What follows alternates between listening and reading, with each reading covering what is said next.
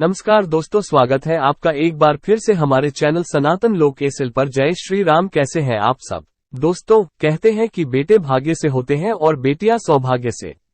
ये कहना एकदम सही है। बेटियों से घर की रौनक अलग होती है। कहा जाता है कि जिस घर में बेटी का जन्म होता है वो घर स्वर्ग के समान होता है, क्योंकि बेटा तो केवल एक कुल को रोशन करता है, लेकिन बेटियां दो कुलों को रोशन करती हैं। अगर अपने सास ससुर के लिए भी करना हो तो बेटियां करती हैं। आपको बता दें, गया जी में बेटियां भी अपने पिता के नाम का पिंड दान कर सकती हैं। वहीं अगर ससुराल पक्ष में कोई पुरुष नहीं है तो इस स्थिति में बहू भी पिंड दान कर सकती है। रामायण के अनुसार दशरथ जी का पिंड दान गया जी में ही किया था। दोस्तों, वो बहुत किस्मत वाले होते हैं जिनके घर एक बेटी जन्म लेती है। वहीं वो प्रबल किस्मत के होते हैं जिनके घर एक से ज्यादा बेटियां होती हैं। शायद यही कारण है कि बेटियों को लक्ष्मी कहा गया है। वहीं बहुत से लोगों की सोच यही होती है कि बेटी है तो बिना समय गवाए और इस पर पढ़ाई में पैसे लगाए जल्द से जल्द शादी कर दो। लेकिन ये सोच एक बेटी के भविष्य को बर्बाद कर देती है। जरा सोचिए, एक बच्ची के मन में कितने सपने होते हैं कि उसे कुछ करना है, लेकिन ये सपने सिर्फ सपने ही रह जाते हैं। इसलिए अपनी बेटियों को सपने पूरे करने देने चाहिए। उन्हें जीवन में हर वो खुशी दे जो उन्हें मिलनी चाहिए।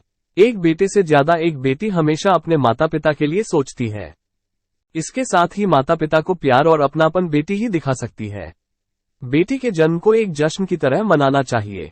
माता पिता को बेटी को हमेशा एहसास दिलाना चाहिए कि वो कितनी खास है। दोस्तों, बेटी कभी भी बाप पर बोझ नहीं होती है।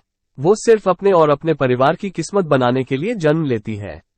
एक कथा की माने तो एक बार दो दोस्त लंबे समय के बाद एक दूसरे से मिले।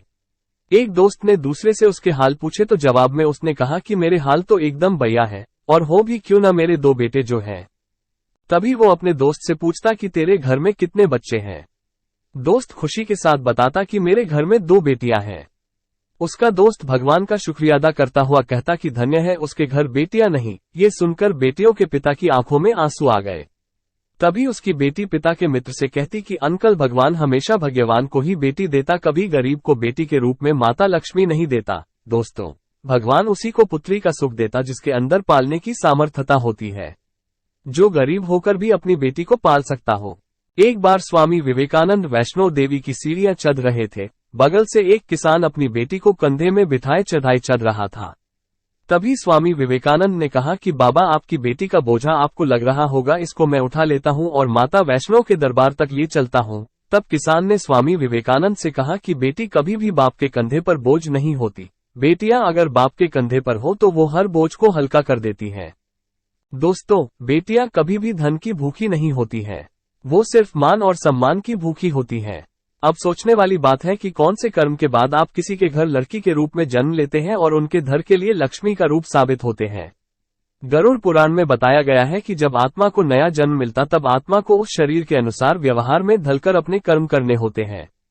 शरीर के जरिए कर्म करके ही एक आत्मा अपने जन्म के उद्देश्य को सार्थक भी बना सकती है और निरर्थक भी। अगर कोई पुरुष महिलाओं का आचरण करता है, स्वभाव में महिलाओं वाली आदतें ले आता है या वही काम करना चाहता है जो एक महिला को करना चाहिए, तो ऐसे पुरुषों की आत्मा अगले जन्म में स्त्री का शरीर धारण करती है। वहीं गरुड़ पुराण में बताया गया है कि यदि कोई व्यक्ति मृत्यु के अंतिम क्षण में किसी स्त्री को याद करते हुए प्राण त्यागता है तो वो अगले जन्म में स्त्री के रूप में जन्म लेता है। वहीं अगर वो अंतिम क्षण में परमेश्वर का नाम लेता है तो वो मुक्ति के मार्ग पर अग्रसर हो जाता है।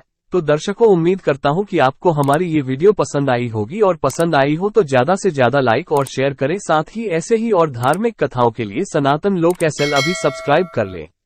आज के लिए इतना ही। आपका बहुत बहुत धन्यवाद।